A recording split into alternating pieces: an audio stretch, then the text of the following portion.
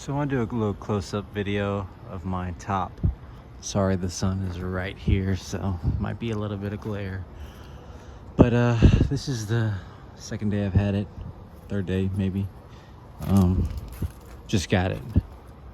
Just a closer up look at it. If you have a Toyota T100,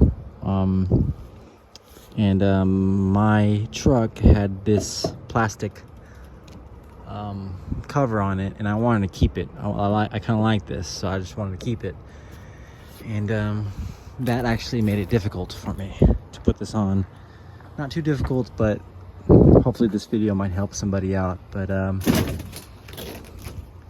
you see how smooth this is right here? Now it's locked in. Locked in. What locks it in is this pin right here. That pin. That's what locks it in. When I pull it, this comes that way to make this free to lift. If that makes any sense. All right, let me pull it for a second. There you go. Probably way too quick to see that, but when I pulled it, this goes in like this. Now, when I put everything together, it had a hard time lining up. So, what I had to do was I put a couple tap screws in here. I had to drill a couple holes. Not really two, but I didn't want it to find its way back. But pretty much, I had to pull this outward because it wouldn't line up. It wouldn't line up smooth like this. I had to put two arms. I had to put my phone down and use two arms. I had to pull this back and put this into this groove. And I could live with that, but I want it to be perfect. You know, I don't want to have to do that every time. So what I did was I pulled it back and I threw some tap screws in there just to get it lined up to where I don't have to stress or force this angle. Now it fits perfect.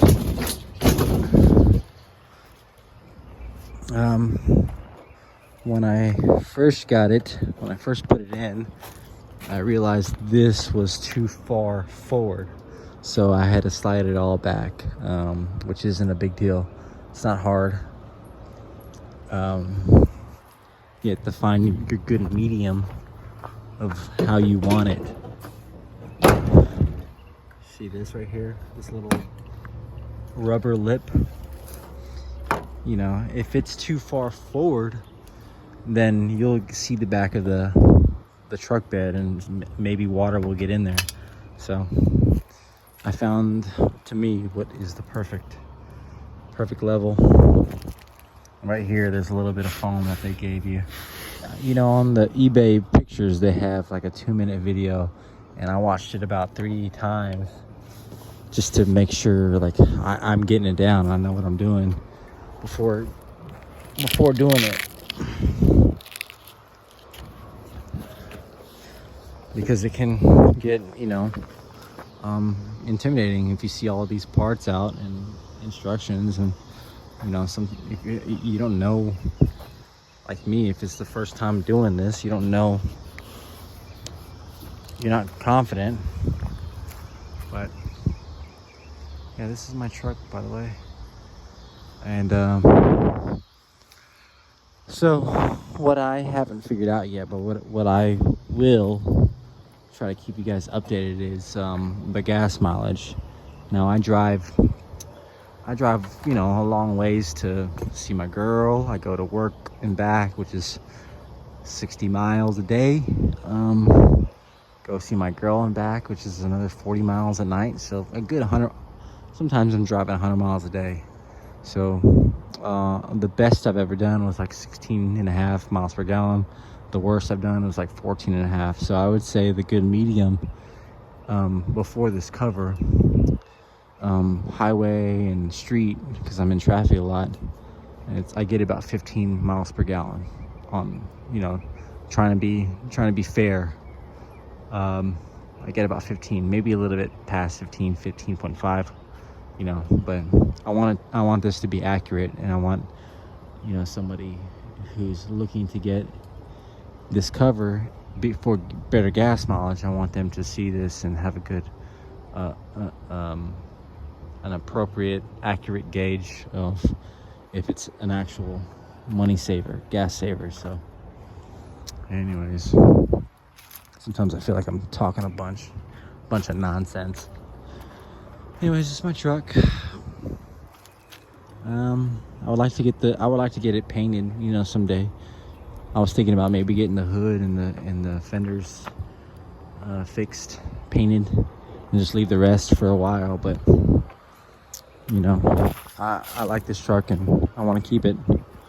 I got some wheels and tires for it. Everybody likes those on my Facebook page, on the Toyota t100 page. Everybody who loves those, and I took a risk on it because I didn't get much help of, you know, asking, you know, you ask somebody what size wheels, tires, what size wheels do they have, what size tires do they have. Dudes don't go out of their way to look at the tire size and give it to you. You know, I had to just guess. And I think this is a good size. I would like to lift it just a couple inches. I'd feel better sometimes when I'm going through some popping curbs and stuff and turning all the way. Sometimes it'll pop this out, you know. It'll rub a little bit, but it's nothing serious, not to me at least. I like the look of it. I like this top. I load up a lot of firewood, and last time I used it, I loaded some MDF boards, make speaker boxes and stuff. And it's just nice to not have to strap stuff down, just throw it in the back and drive, you know, or not have to worry about wood or just random shit flying out that I have in the back. It's just awesome. It hasn't rained yet, so I kind of want to see what it's like while it's raining. But I don't keep much back there. I just keep my little toolbox, my tool bag right here, because I use this as a workbench. My little tool bag, and there's my little toolbox with car jack, you know, just emergency kit, pretty much, nothing serious. Car jack, you know, just anything you'd keep in your trunk for emergencies. You know, there's a little gas tank in there, little tow stuff. But yeah, and this plastic, I had to cut it. I had to cut that little square to put those in, to connect it, which isn't a big deal for me. I don't mind cutting into this. It's rough anyways, you know. But yeah, and they hooked it up with this little light, which at nighttime it comes in clutch. It's kind of cool. All right, guys. Hopefully you enjoyed this video, and you know, this top is only 160 bucks, 6.5 feet. Yeah, $167 right now. That's what I got it for. All right, y'all. Peace.